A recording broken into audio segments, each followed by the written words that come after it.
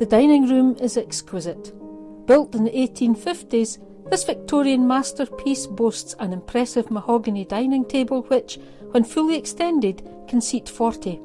In the centre of the table is an ornate ship gifted to the 13th Earl and Countess by estate workers on their golden wedding. Around the room are many more silver pieces and beautifully carved panelling and stained glass windows depicting the family history. An ornate plaster ceiling is decorated with thistles of Scotland, roses of England, and lions of the lion family. The crypt represents the ancient heart of the old castle, where the family received visitors, James VI, James VIII, and Mary, Queen of Scots, among others. It is said that the crypt hides a dark secret, a secret chamber. Legend has it that an early Lord Glamis and his old enemy, the Earl of Crawford, known as Tiger because of his temper, were playing cards on a Saturday night.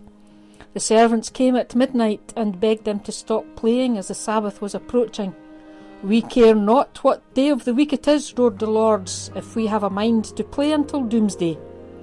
As the final cards hit the table that Sunday morning, the door creaked open, and there stood the devil.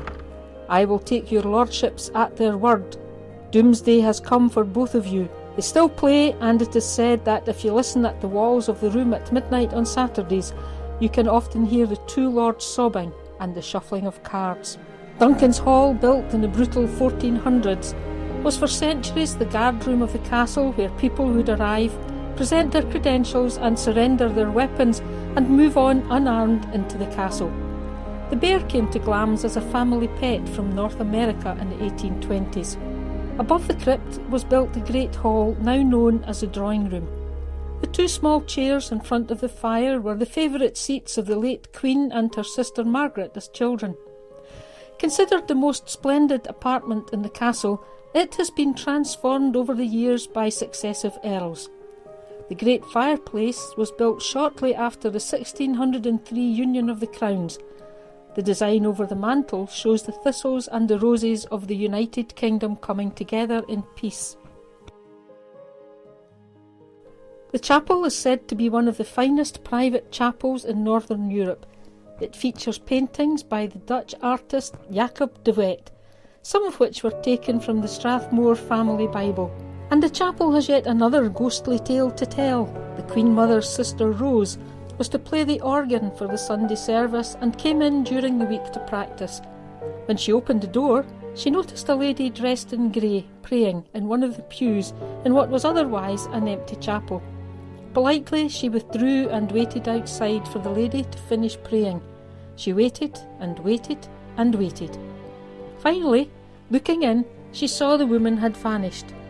What she witnessed, it is said, was the ghost of Janet Douglas, the Grey Lady of Glamis, a Scottish noblewoman accused of witchcraft and executed by burning during the reign of James V of Scotland. The royal apartments, created in 1923 by the then Countess for her daughter and son-in-law, the Duke and Duchess of York, later King George VI and Queen Elizabeth. Nothing much has changed since then. Linen panelling along the four-poster bed was embroidered by the Countess Cecilia, mother of the Queen Mother, lovingly depicting the birth of her 10 children. The King's room looks like a bedroom, but was actually King George's study and dressing room. The bed is one of the oldest and most valuable pieces of furniture in the castle. It's a kinghorn bed made for the 3rd Earl in around 1660. Many famous people have slept in this bed, including the Old Pretender, father of Bonnie Prince Charlie.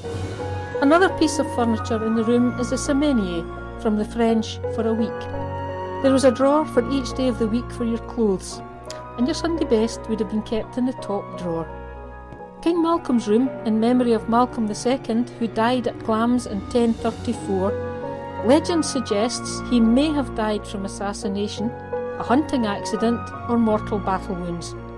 This room holds tapestries made by Lady Helen, wife of the 3rd Earl, and her daughters. They took around 14 years to complete, finishing in 1683. The dinner service was made for the family in China in the 1770s, and in 1947 it was given as a wedding present to the Queen and Prince Philip, who graciously returned it to Glamis to ensure the collection remained complete. Originally the library, the billiard room houses the 5 beautiful tapestries woven by Thomas Poyntz in the 1860s in the Mortlake style, depicting the biblical story of Nebuchadnezzar. These are very rare. The only other known sets are at Powys in Wales and Knowle in Kent. The room also boasts some very fine portraits, including Sir George Bowes and his daughter Mary Eleanor. His wealth made her one of the richest heiresses in Europe, and in 1767 she married the 9th Earl. Perhaps the most striking painting is that of the Fruit Market by Franz Schneiders, painted in the 1630s. And what about that ceiling depicting the family coats of arms?